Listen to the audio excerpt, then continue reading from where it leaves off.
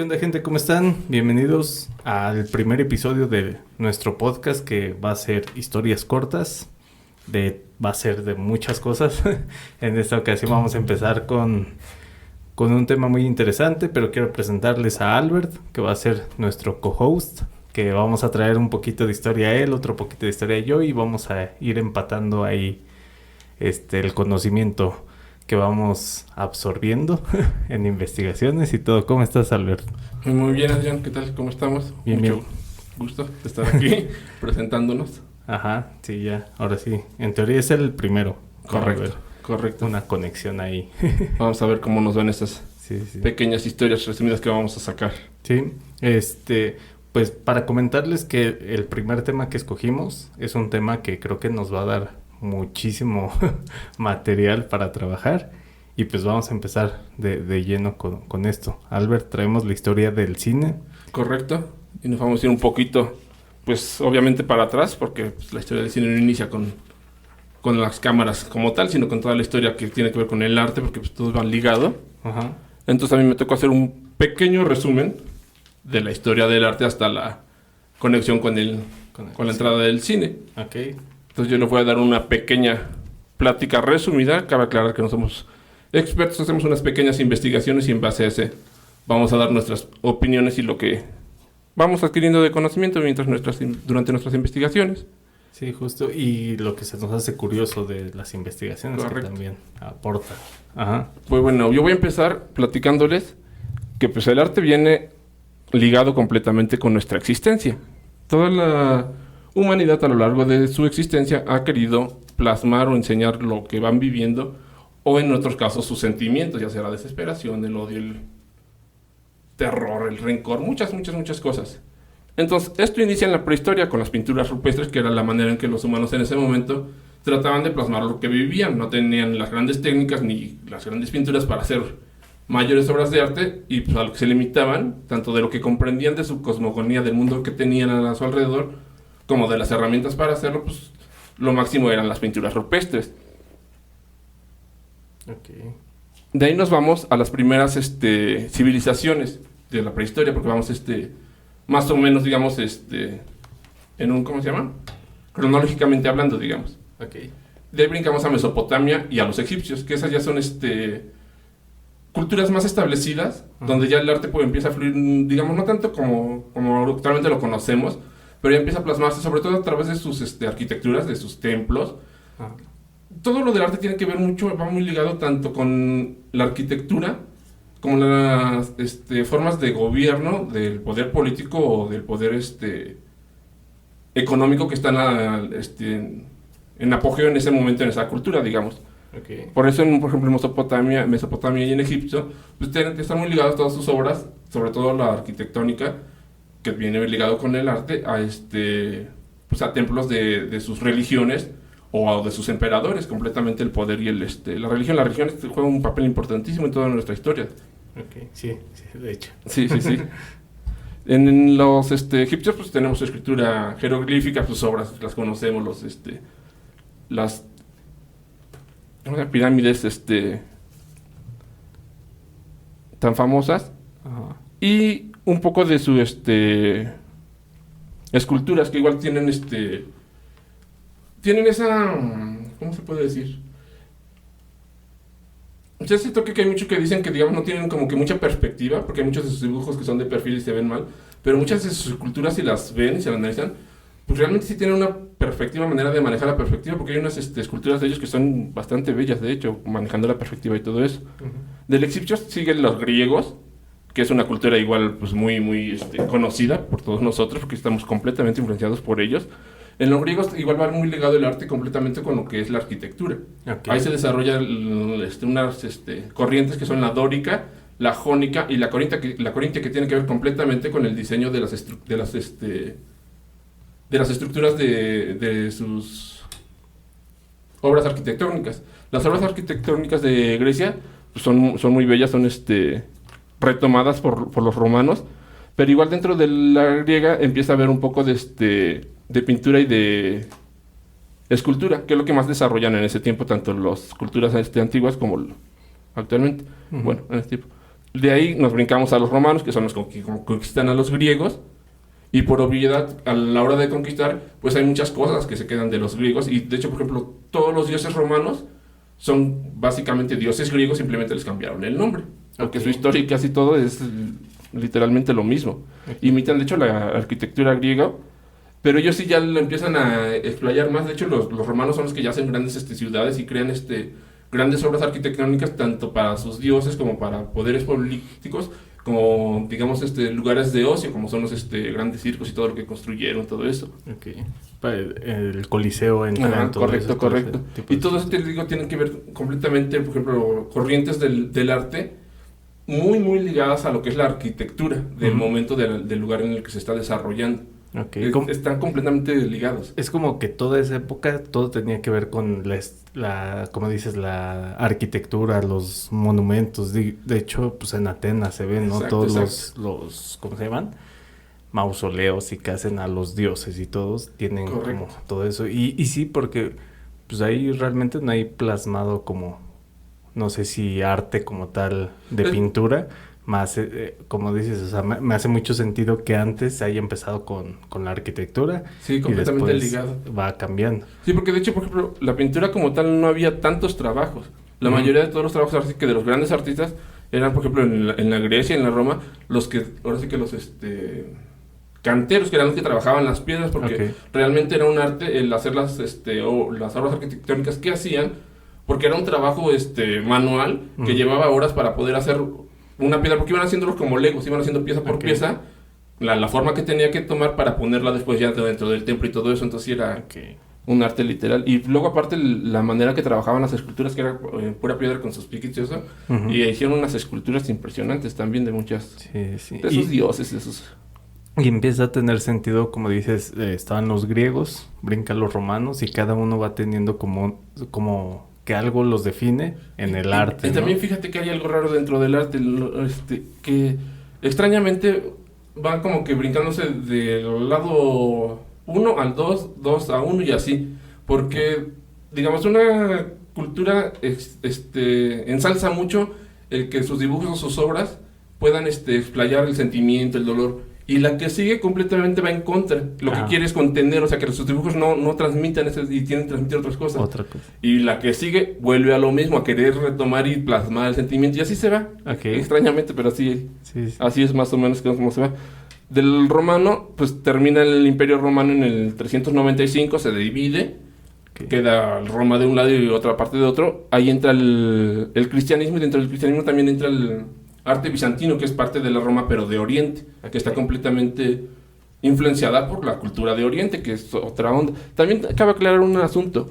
La mayoría del resumen que yo voy a hacer es completamente hablando del arte y de la cultura eurocentrista, porque estamos hablando completamente de Europa y un poco de América, que fuimos conquistados, pero también hay arte y demasiado en otras partes del mundo, como en África, Oriente, China, Rusia, Oceanía. O sea, hay mucho, porque conforme me fui viendo eso.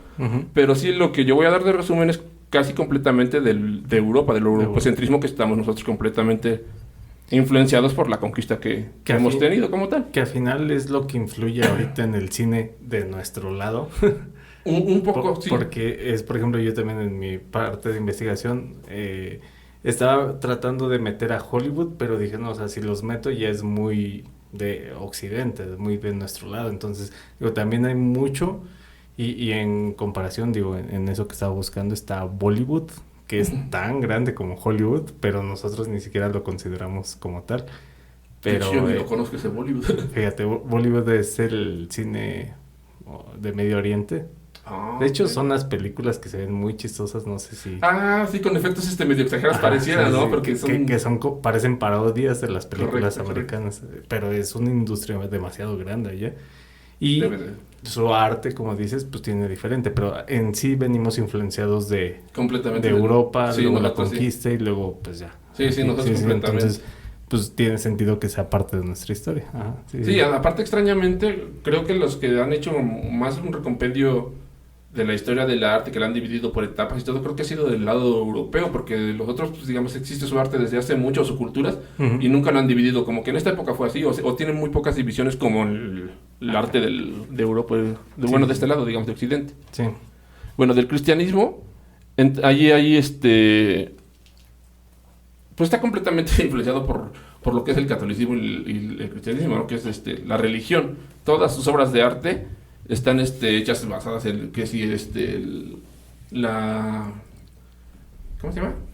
La capilla. Olvidé los nombres de las obras de arte en este momento, Ok. pero digamos hay muchas obras de arte que en ese momento y hasta a la hora son icónicas, pero que son completamente representación de esa cultura que estaba influenciada, que es el cristianismo. Eso fue por el siglo primero. Ok. De ahí al siglo noveno más o menos, que Ajá. eso fue como del 100 o 200 al 800, digamos, ya en la época de Cristo, Ujú. entra el arte románico, que es un poco el redescubrimiento otra vez de lo románico Ok. para volverlo a hacer, sobre todo en las arquitectura. Te digo que la Ok. arquitectura va muy ligada Ujú. a todo lo que tiene que ver con las corrientes de arte. Sí. Aquí se empieza a crear con ellos las iglesias de anchas muros. Ok. En la época románica es cuando más conventos se empiezan a hacer, pero son muy gruesos Ajá. y que las ventanas son muy pequeñas, entonces entra muy poca luz. Ok. Como el tema gótico, más o menos, no. Ahí es todavía donde no. se brinca. Ok. De ahí se brinca eso precisamente por eso, porque el gótico brinca el de querer romper esa... Porque tenemos que recordar que todo eso es completamente ligado a la religión. Entonces Ok. la mayoría que creaba arte arquitectónico de otro estilo era en base a lo que promocionaban o daban los religiosos, los padres y todos los que estaban en ese momento. Ujú. Y entonces ellos eran los que trataron de revolucionar, digamos, sus propias conventos, todo eso. Y entra ya el arte gótico, que lo que tratan de hacer es, aparte de que dentro de su arte expresar más lo que llevaba digamos, la gente, la arquitectura es donde empiezan a salir las iglesias más grandes. Ok. Porque empiezan a romper con lo antiguo de las iglesias de muros anchos y que no entraba la luz, y ahora quieren que entre más luz. Entonces empiezan a hacer muros. Una de las iglesias de los conventos más famosos de este tiempo Ujú. es la de Notre Dame, Ok. la catedral de Notre Dame. Porque te digo, empiezan a hacer muros más delgados para hacerlos más altos y que entre mayor luz. Ok. Entonces también le crean, ahí entra por ejemplo el arte de los, no recuerdo su nombre, de los cristales que son de diferentes formas y colores. Los vitrales. Los Entonces, vitrales, ok. correctamente. Ahí entra todo eso. Y justo en este momento, junto con el arte bizantino, con el gótico, todo eso que está digamos, en explosión, Ujú. entra un cuate que se llama Giotto di Bondone. Este tipo nació en el 1267 Ujú. y muere en el 1337. Es el que ya en la pintura ya entra en el estudio como de la perspectiva de la luz, porque eso de la luz, de las sombras, tiene que ver, es muy importante en la pintura la manera de trabajar la perspectiva, porque no sé si recuerden, las primeras obras antiguas, la mayoría pues, son dibujos o interpretaciones bidimensionales, o sea, la cara así, cosas así, Ok. y no se trabaja mucho, por ejemplo, las sombras que crea tu mano y todo esto, lo que hay atrás. Y con él ya entra esa perspectiva de trabajar las sombras, que dentro de la pintura y del arte es algo difícil de hacer Ajá. y que sí marcó un antes y un después con Giotto di Bondone, Ok. que ya llevamos un poquito pegándole al Renacimiento, todavía no llegamos. Ajá. Pero sí ya, por ejemplo, ya influencia en artistas del Renacimiento como son Donatello, Miguel Ángel, todos ellos, donde ya tratan de dar una perspectiva mejor a las sombras y a todo eso de sus dibujos y todo eso. Por eso igual muchos de sus dibujos ya están mejor detallados de ellos, porque ya trabajan con esa perspectiva que ya les había dado este pintor, que eso, te digo, es impresionante dentro de Sí, la sí. historia del arte, es muy importante. Sí, o sea, y posiblemente que lo que pasa en muchos casos es que no se dan cuenta que están creando algo nuevo, ¿no? Hasta que después la historia como los... De hecho, pones fíjate las- que con él sí fue diferente. ¿Sí? Él dicen que en su época sí fue como el influencer. Ok. Que él sí era seguido por lo mismo, que estaba haciendo un cambio completamente radical dentro del arte en ese momento, Ajá. que sí tenía muchos seguidores, Ok. así demasiados, y que después de su muerte todavía quedaron como otros 100 años de mucha gente que seguía retomando su trabajo y Ok. compartiéndolo. Ok. Por eso igual fue tan importante. Fíjate, Eso igual sí. es curioso. Sí, sí, Porque es ese tipo raro de- porque no es común Sí, no. que, pues sí, como dices, gente que está poniendo un estilo o algo, no se le reconoce hasta mucho después. Correcto. Y ahorita... Sí, con él es de las rarezas que pasa con eso. Sí. De ahí seguimos en el siglo XV con el gótico flamenco, que viene siendo una pequeña evolución del arte gótico, pero a la vez sigue lo mismo. Ok. Entramos en el Renacimiento. El Renacimiento todos tenemos un pequeño, parece que esbozo de lo que es el Renacimiento, que es donde está Rafael, Miguel Ángel, Leonardo da Vinci, todos ellos. Okay. La idea del Renacimiento más que nada es, ahora sí que el renacer, el retomar el arte, tanto romano como griego, lo más limpio que tenían de ellos, tanto en escultura, en pintura, como en arquitectura. Okay. Y rompen ahora sí que esta corriente artística quiere romper completamente con lo que era lo gótico y lo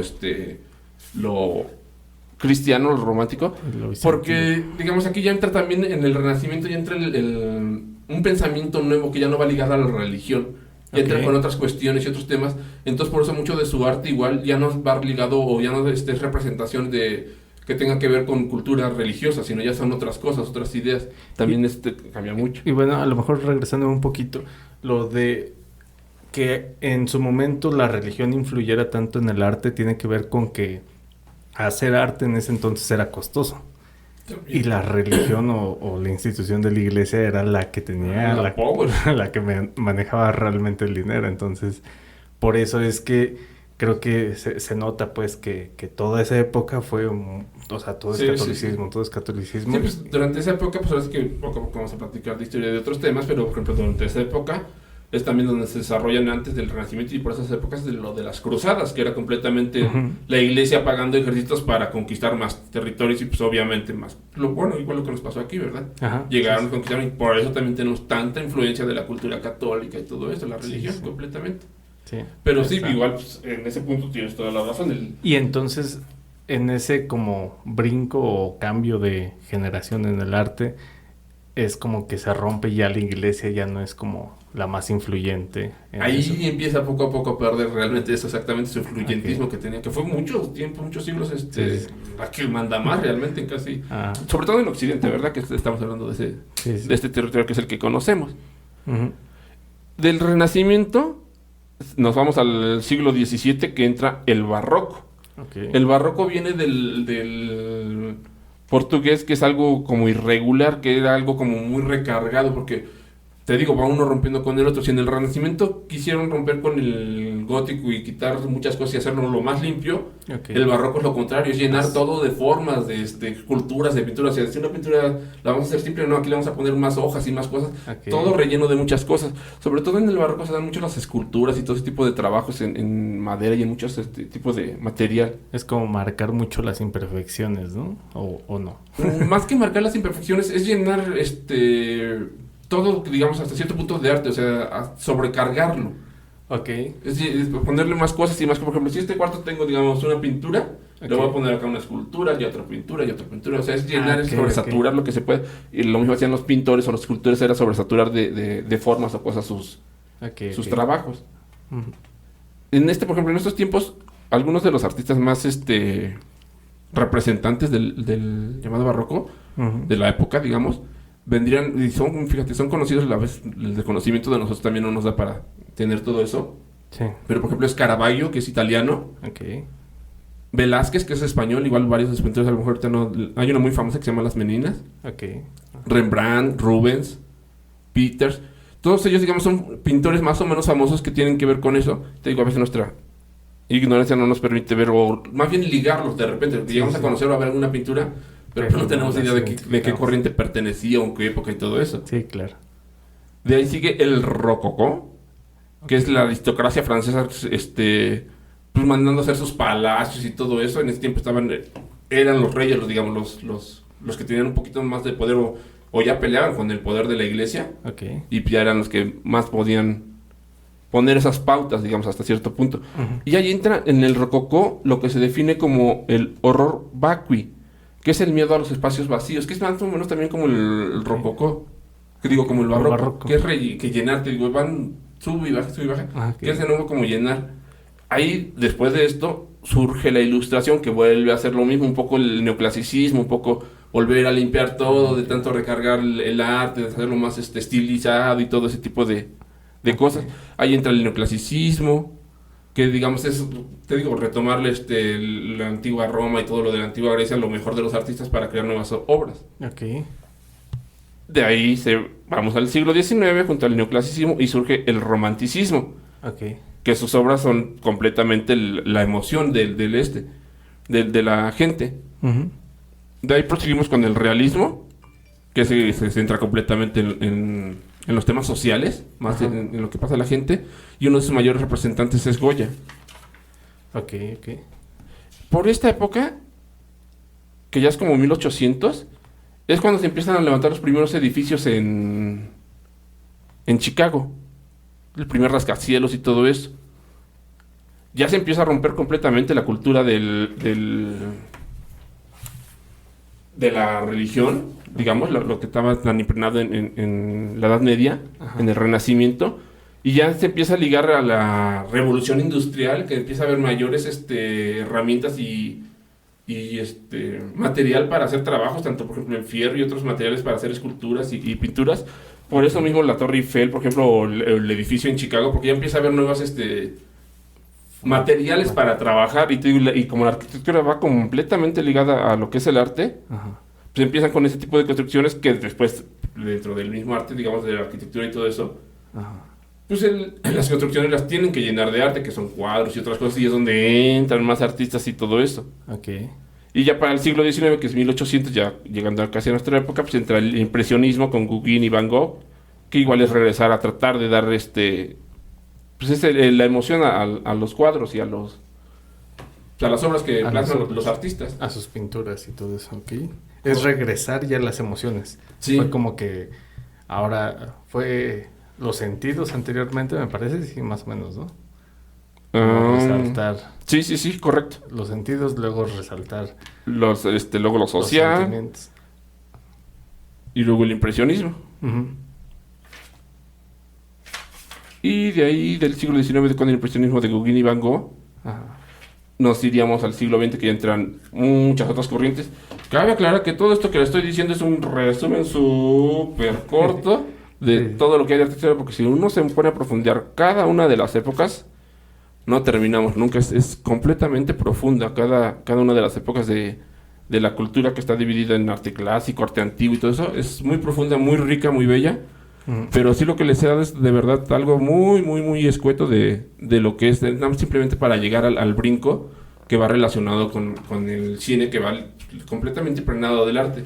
Que justamente el arte, pues, creo que nace de la necesidad de compartir tu perspectiva y hacer sentir a la gente algo Transmitir más, tus ¿no? emociones Transmitir con algo una más. emoción. Y como dices, o sea, cada época va teniendo, cada sociedad va teniendo su época, cada época va teniendo su estilo, cada estilo va teniendo sus artistas más importantes y todo, y va haciendo pues la conexión Diferente. importante. Y como dices, o sea, incluso se van inventando, entre comillas, nuevas áreas de compartir ese arte.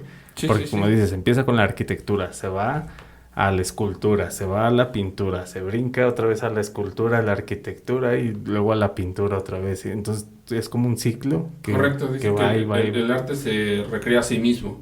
Ujú. Y es cierto, porque un artista por lo regular siempre va a estar impregnado de otros artistas y otros trabajos artísticos, y así va a ser. Por ejemplo, dentro del cine, uno de los que hace que es clasiquísimo, que a mí me agrada mucho, por ejemplo, es Quentin Tarantino, que lo que hace es eso.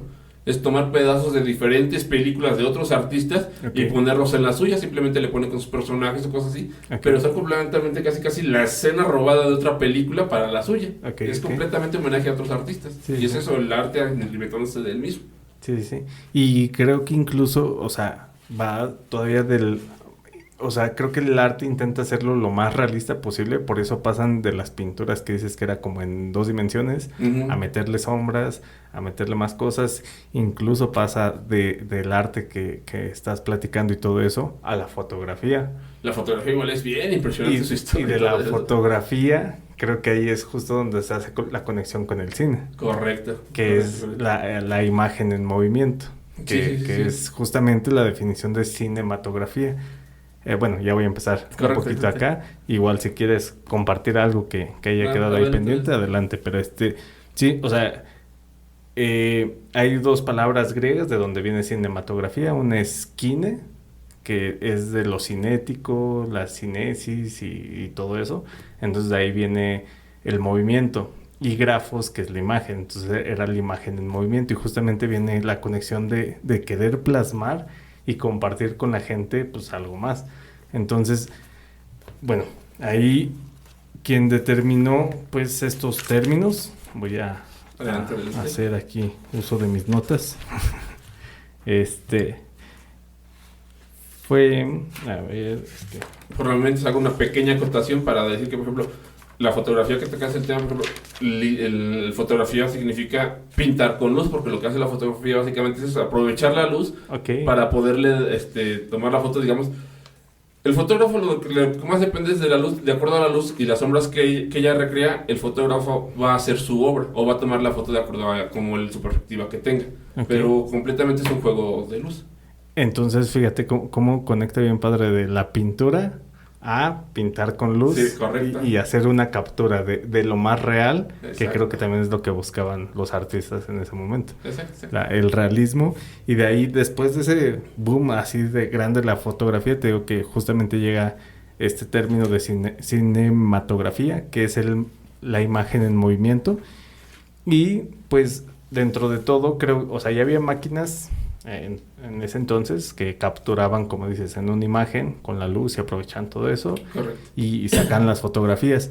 Entonces la gente se empezó a cuestionar qué tanto podemos hacer esas capturas en movimiento, y también nace de una historia que me habías contado el otro día del caballo. Correcto. Si quieres, no, adelante, ¿sí? ¿Sí? No la tengo fresca como tú. Bueno, yo tampoco la tengo como tal, pero era que querían ver el movimiento de un caballo, ¿no? Que nunca tocaba sus pies. Cuando corría, me parece, ¿no? Cuando galopaba ahí. Exacto. Y entonces de ahí nace el concepto de tomar varias fotos. Eran 24 fotos sí, por segundo, ¿no? Exacto. Entonces de ahí es donde nace el 24 cuadros por segundo y todo eso. Y también aquí empieza ya a hacer la conexión con ese tipo de máquinas, buscando y plasmar la imagen en movimiento. Uno de los primeros, no sé si sea el primero, no, o sea, la investigación no fue tan profunda, la máquina se llamaba el quietoscopio, o kinetoscopio, creo, kinetoscopio, de Thomas Alva Edison, que lo inventó en 1888. De ahí, los hermanos Lumière fueron los que tomaron, y también hay una conexión padre ahí porque su papá era fotógrafo de los hermanos Lumière. Entonces, yo creo que eso los influye demasiado a querer buscar más cosas. Su papá es el que ve en una conferencia el kinetoscopio de Edison y se los lleva a ellos, y ellos empiezan ahí a como armar todo el embrollo para hacer su máquina, porque el kinetoscopio sí capturaba las imágenes, pero no las podía proyectar. Era una caja, pues, no sé, como de 1.20, y solamente las podías ver ahí, entonces tenías que estar asomado para poder reproducirle. Entonces jamás tuvo el boom porque no tuvo cómo hacer una proyección, que justo fue lo que inventaron ellos, poder capturar las imágenes y aparte proyectarlas. Eso fue la diferencia que hizo pues, que ellos fueran considerados pues los padres de esto. Hay una nota que vi que Mariano Díez Tovar fue el que creó la máquina, el cinematógrafo, que los hermanos Lumière patentaron. O sea, él lo creó, pero ellos lo patentaron. Y hay datos curiosos, porque el término cinematógrafo, que es la máquina, ya había estado patentado ese nombre, pero por otra persona, y era otro invento diferente, no era como tal. Y lo pudieron retomar porque el que lo había patentado dejó de hacer sus pagos y se canceló esa patente, y ya ellos retomaron, dijeron de aquí es, y ya. Y pues yo siento que también tiene que ver como muchas conexiones de los inventos, porque el kinetoscopio y el cinematógrafo funcionaban con película de 35 milímetros y tenían perforaciones en las orillas, que es lo que se ve en los cuadritos. La de Alva Edison tenía sus perforaciones cuadradas, y los hermanos Lumière, para no meterse en broncas, la perforaron con círculos. No sé, dato curioso, y te digo que su ventaja fue proyectar este tema de ya en una pantalla como tal. Eso. Ellos patentaron el 13 de febrero del 85, de 1895. Y hasta diciembre, todo ese lapso de febrero a diciembre, estuvieron haciendo proyecciones con términos más científicos o con búsqueda más científica a gente, a escuelas, a universidades y todo. no había como tal un cine ni nada. Entonces ellos empezaron a hacer como este tipo de proyecciones y proyecciones así, hasta que ya en el 28 de diciembre de 1895, fue, pues, no sé, hay muchos que tienen el dato, es la sala 14 del Salón Indian del Gran Café, y fue proyectado para 33 personas. Recaudaron casi $1 por persona, fueron 35 francos lo que recaudaron, y fueron 10 películas. Aquí lo curioso es que, o sea, de todas las grabaciones que ellos hacían, pues las juntaron y las pusieron en proyección. En total duró como 20 minutos toda la proyección. Y lo importante, lo padre es que, o sea, sin siquiera darse cuenta, lo que te digo, estaban creando algo así muy no sabían, cabrón. Las personas que estaban ahí no sabían que eran los primeros en ver todo eso. Sí, o sea, no sabían que eran los primeros. No sabían ellos mismos que estaban inventando géneros que a la fecha siguen. ¿Y hasta dónde iban a llegar? De hecho, ellos no consideraban esto como algo viable ni nada, o sea, no querían hacerlo, no pensaban hacer negocio de ello. Entonces, bueno, algunas de las películas que salieron ese día fue La salida de obreros de la fábrica Lumière, Una riña de niños, La fuente de las tertulias, La llegada del tren, que ese tiene un dato interesante porque es considerada la primera película de terror. Correcto. Porque espantaba a la gente el hecho de que sentían que se les venía el tren encima. Entonces ahí, pues sin querer, se generó un género del cine. Después había otro que era El regimiento, El herrero, La partida de naipes, La destrucción de las malas hierbas, El derribo de un muro y El mar, que eran unos niños lanzándose al mar. Eso todo fue en diciembre del 95, del 95. En el 96, en enero, casi inmediatamente, metieron otra película chiquita que era El regado. Sí. Ahí inventaron otro género porque fue comedia. Fue la primera película proyectada que generaba risa en la audiencia. Entonces ahí se inventaron ellos otro género. Y el hecho de que su narrativa fuera como vivencial, de que, o sea, ellos ponían la cámara en un lugar, así eran todas sus películas, ponían la cámara en un lugar y hasta que se acabara la cinta. No había actores, no había un guión, no había nada, o sea, nada más grababan una situación, era como cine de situación, situacional o nada más así. Y ese género está ahorita modificado, entre comillas, y termina siendo el documental. Porque grabas la perspectiva de lo que está pasando, es situacional nada más la cuestión. Entonces eso está interesante. Ahí traigo unos datos. Los hermanos Lumière, es Auguste y Louis Lumière. Auguste se casó con su esposa, se llamaba Margaret. Su hermana de Margaret se llamaba Rose y se casó con Luis, con Louis Lumière. Entonces eran cuñados y esposos, ¿no? Entonces ahí, dato curioso. Sí, exacto. Después de ahí, te digo, o sea, ellos no veían el cine como tal, o sea, ellos no querían hacer, o sea, no tenían la idea de hacer cine y de hacerlo negocio. Ellos, lo que te digo que hacían era un cine de demostración, que ellos ponían cámara y a grabar. No tenían como que la visión de que fuera a llegar tan lejos, ¿no? Exactamente. Y a lo mejor, sí, su perspectiva estaba como más centrada, pues August se volvió biólogo y ya no tuvo nada que ver con el cine, inventó algunas cositas hay una gasa que él inventó y ayuda a las quemaduras. Mira. Y entonces tuvo aportaciones, escribió sobre cáncer, sobre un montón de cosas. O sea, sí metido en cuestión de la biología y la fisioterapia, creo que me parecía. No me acuerdo bien. Pero o sea, ya no se metieron como tal a hacer. Creo que el que más se metió fue Louis Lumière y ya, o sea, no fue tan profundo. Tan profundo. Que ahí, por ejemplo, para 1896 fue que ya se dio un brinco a un cine ya más de narrativa, donde ya trataban de contar una historia. La primera película que hace esto se llama El hada de los repollos. Y la escribió, bueno, no sé si había como tal un escrito, pero era Alice Guy, una mujer, que fue la que hizo la primera película de ficción, o sea, como ya metiéndole ahí cositas. Y fue la primera mujer que ya vivió de hacer cine. Ah, mira, Entonces está bueno. Después estuvo George Miles, que tocamos también ya en otro tema, que es el ilusionista. Él hizo la primera película de ciencia ficción, El viaje a la luna. Sí hizo él más de 500 películas ahí. Entonces, fue el padre de los efectos especiales casi, ¿no? Sí, justamente porque él fue el primero en usarlos. Utilizó todo su conocimiento y todo de ilusionista para hacer los efectos funcionar en cámara. Y de hecho él fue el primero que creó como tal un estudio de cine.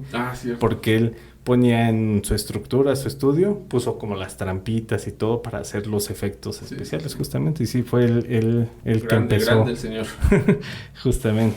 De ahí, pues, hay mucha... O sea, igual no me quiero meter a todos los temas porque va a haber muchos temas donde los podemos investigar. Es muy profundo todo. Sí, entonces la evolución fue tan grande que ya empezó, o sea, igual... estoy obviando algo que seguramente todos sabemos. El cine fue mudo desde que empezó. De hecho es muy curioso que las salas de cine tenían pianistas ahí adentro que sonorizaban todo eso. Y aquí tengo igual datos te digo que George Melis fue el que hizo los primeros efectos, el que tuvo su primer estudio. Tuvo más de 500 cortometrajes. O sea, sí fue... Después, las primeras salas de cine se les conocía como Nickelodeons. Y estaban, o sea, eran como las montaban al momento. Las montaban y ya las hacían. De hecho, en 1897, un lugar donde estaban proyectando se prendió y murieron, o sea, 126 personas. Y pensaron que ya era como, o sea, ya se acabó esto, ya no va a volver a pasar. Pero para 1910, 13 años después, 1910, o sea, ya era insostenible porque los Nickelodeons ya no daban abasto. O sea, ya eran miles de personas las que buscaban entrar al cine. Y también hay otra persona que se llama Edwin Parts. En 1903 hizo una película que se llama La vida de un bombero. Y él fue el primero en unir los planos. O sea, ya en hacer 2 tomas diferentes y empezarlas a unir y todo, y hacer como una composición de varias tomas. Porque te digo, los hermanos Lumière era una sola toma hasta que se acabara la película y ya. Y después hay otra película que se llama Asalto y robo a un tren. Correcto. Que ahí ya hicieron 12 tomas, ya hicieron transiciones, ya hicieron secuencias, ya hicieron planos. El cine como tal, empieza el cine como tal a justo a tomar forma. Exacto. Y ya después, te digo, en temas del apogeo en 1913, o sea, ya los Nickelodeons ya no eran suficientes para la gente que estaba demandando eso. Y más porque se hizo popular. Porque, digo, lo tocaste tú ahorita en la historia. El arte era para los de dinero. O sea, fue siempre la escultura, la arquitectura, las pinturas, todo fue... los grandes sacerdotes o dioses, digamos. Justamente era para la gente de dinero, la apoderada. Sí. Y el cine rompió ese tema y fue el arte va para todos. Y va, o sea, cualquiera puede verlo. O sea, a lo mejor sí sigue costando el hacer cine, pero ya compartirlo, ya... Acceder a él igual es un poco más sencillo, digamos. Sí. Y ahí fue justo igual cuando los Nickelodeons ya no eran suficientes, que los productores, los creadores y todos se dieron cuenta que sí era... Buen negocio. Justamente un buen negocio. Y entonces ya fue cuando empieza Hollywood a tomar como ahí un lugarcito que me gustaría a mí... Igual la historia de por qué se estrenaron en Hollywood parece que está interesante, ¿no? Sí, es interesante. O sea, tiene que ver con varias cosas. Datos que me acuerdo ahorita y que posiblemente después retomemos es la mayoría del equipo de grabación era de Thomas Alva Edison, de una compañía de él. Sí, algo así. Y muchos lo usaban y él les quería cobrar por el uso de la patente. Correcto. Y entonces ellos, para no tener problemas, se movieron a Los Ángeles y dijeron, aquí no nos cobran, aquí es más difícil que vengan a cobrarnos. Y fue como empezó. También, otro dato de eso es porque la zona les daba como para recrear varias cosas, o sea, como que no era un solo escenario, podían, aquí hay tantito desierto, vamos, aquí hay tantito los otro, climas, ¿no? los climas, Que justamente. pueden manejar dentro del mismo zona, digamos. Ajá, sí, sí, entonces eso mismo les dio como la facilidad de decir, aquí tenemos más, más opciones. Y no sé, después meteremos ahí más datos de Hollywood, estaría bueno. Hay muchos. Y compararlo con Bollywood, porque Sí, también estuvo ahí bueno. A ver, aquí voy a hacer un brinco en mis notas, porque ya me salté. Bueno, aquí, digo, el cine empezó como cine mudo, no había sonorización, no había nada. Y creo que el más destacado de la época de ese cine fue Charles Chaplin. O sea, es una joyita, pero hay más, o sea, y a mí se me hace interesante los otros que estaban compitiendo ahí, porque sí hay muchos. O sea, el hecho de que él sea el más conocido está bien, porque seguramente era el mejor haciendo eso. Sí, pero en cierto punto igual nos limita a no conocer también los demás, porque hay varios interesantes. Y que creo que podemos encontrar joyitas ahí. Sí, la verdad es bien divertido verlos. Ahorita yo me vi varios cortitos, duran 1 minuto, 2 minutos. O sea, sí vale la pena como ir tocando eso. Después, hay una película que se llama El cantante de jazz de 1927, que esa ya fue la primera película con sonido. Ok. Que hay algo que se me hizo bien curioso, es que es un blanco, una persona blanca es el protagonista, que lo pintaron de negro para ser cantante de jazz. Porque fue el primero que le llaman, creo que blackface, cuando alguien blanco se pinta de negro. Y lo hicieron porque la gente blanca no quería ir a ver al escenario a alguien negro, a alguien de color. Pero sí les gustaba el estilo de la música jazz y todo que es de la cultura negra. Entonces, fue muy racista, pero para su época creo que era pues lo normal. Sí, no, el racismo en gringo en ese tiempo era de miedo. Fuerte. Sí. Y después, para 1935, me estoy brincando. Sí, no. Hay muchas películas, hay muchas joyitas, de verdad, busquen porque van a encontrar cosas muy interesantes. Yo me estoy brincando de lo que fue el cine mudo al cine sonorizado. Correcto. Y ahorita hasta de 1927 a 1935 hicieron la primera película a color, que se llama Vanity Fair, que lo único que hicieron fue meterle 2 filtros, uno verde y uno rojo, y con eso simulaban, fue el verde, el rojo, los nuevos, más los grises y el blanco que ya te traían, dio como el efecto de que se veía a color. Pero eran unos colores medio pardos, ¿no? Ajá. Sí. O sea, no era tal cual el color que estaba en la imagen. Technicolor, me parece que con lo que era Technicolor, justamente es Technicolor. Y la primera imagen a color, como lo conocemos hoy, el cine entre comillas, porque era otra técnica, fue la película Lo que el viento se llevó. Esa fue la primera película ya a color, ya no con estos filtros de Technicolor. Y de ahí me voy a dar un brinco hasta el 2000, que fue ya como el otro gran cambio, que fue la película digital, que fue el 2 de febrero se proyectó la primera película en digital, ya pues para estos tiempos, ¿no? Lo nuevo que vamos. Y creo que hasta ahí me voy a quedar porque, o sea, bueno, hay más temas que sí me gustaría como hacerle sus capítulos individuales, por ejemplo, la parte de Hollywood, la parte de comparar con otro arte en otros lados, en Oriente y así. Pues el cine de diferentes lados de Rusia, de China, no sé, igual es bastante interesante conocerlo. El cine mexicano. Igual, es otra onda. También los géneros, pues también creo que es algo que vamos a estar tocando muy seguido. Sí, que también son muy interesantes, dónde vienen, cómo están los directores que han participado. Sí. Entonces, también, por ejemplo, otra cosa son los premios que dan en la academia y todo eso, o sea, los Oscar, todos tienen su historia y tienen su carnita, y pues me gustaría que hiciéramos como capítulos aparte, pero sí, o sea, en general, creo que esta historia del arte justamente es plasmar y compartir un sentimiento que justamente, o sea, el cine es lo que te crea, ¿no? Te puede crear terror, te puede crear comedia, risas, te puede crear angustia con los dramas. Sí.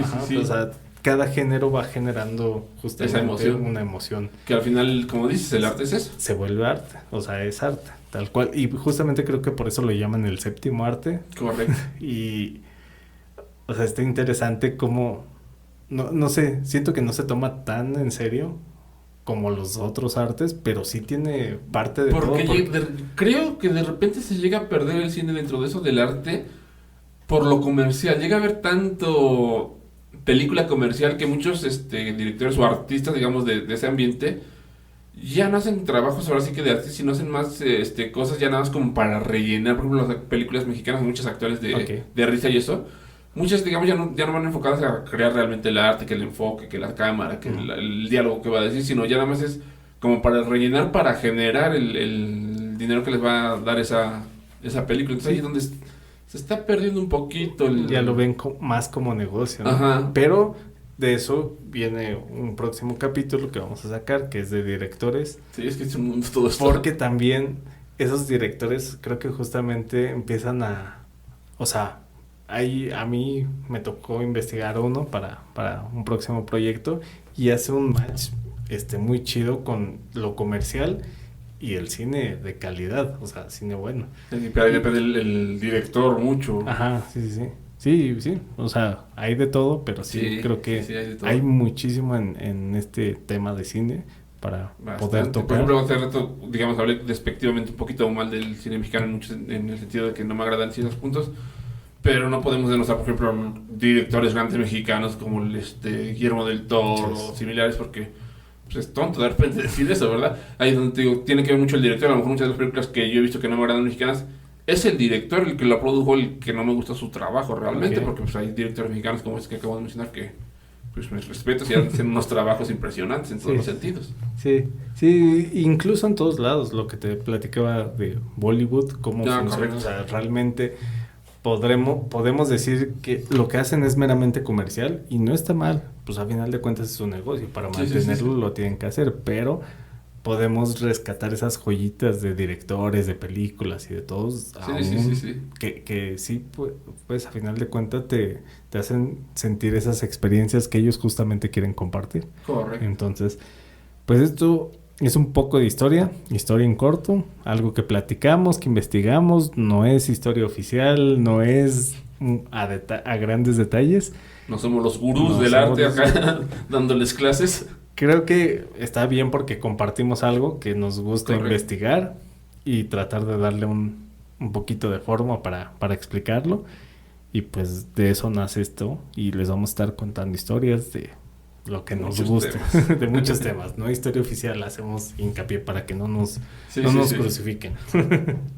Pero pues nada, vamos a dejar este capítulo hasta aquí. ¿Quieres cerrar con algo, algún comentario que haya quedado? Pues muchas gracias a la oportunidad de darme en este proyecto y a la audiencia de prestarnos su atención. Gracias a todos y nos vamos a estar viendo en otro capítulo más. Gracias. Chao.